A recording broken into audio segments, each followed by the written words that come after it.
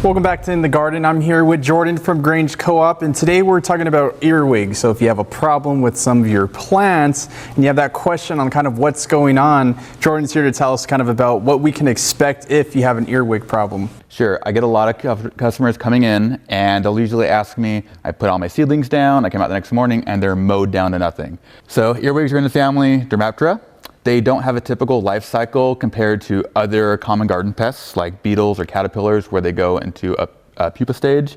Instead, they go through several molts, and those young ones are what's going to be in your garden in the next few weeks to months that we want to try to control that population.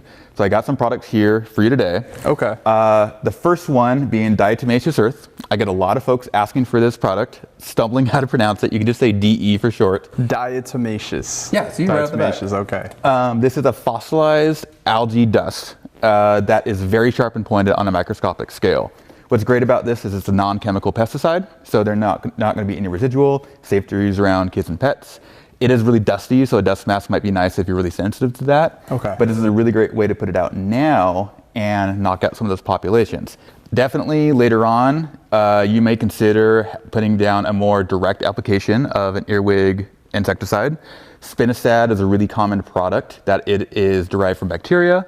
It affects their nervous system and is also effective against any other insects with a chewing mouthpiece. So beetles, caterpillars, like I mentioned, or you also have more broad spectrum insecticides like 7.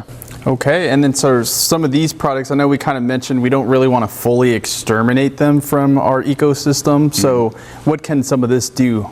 Sluggo Plus is a great option. There's some other name brands as well. That is great for people who are dealing with slugs and snails as well as earwigs. The difference between this and direct iron phosphate products, which is more typical of the regular brand, is that this has some of that spinosad in alfalfa hay pellets and grass hay pellets that attracts the earwigs. So it's great as a passive control to kind of reduce the numbers. But as you mentioned, we don't want to completely eradicate them. If you do a scorched earth policy, what you're going to find is that all the earwigs, as much as they're eating your seedlings, are also eating pest insects. Roly-polies, mites, aphids, and those populations can spike if you've taken down their predators.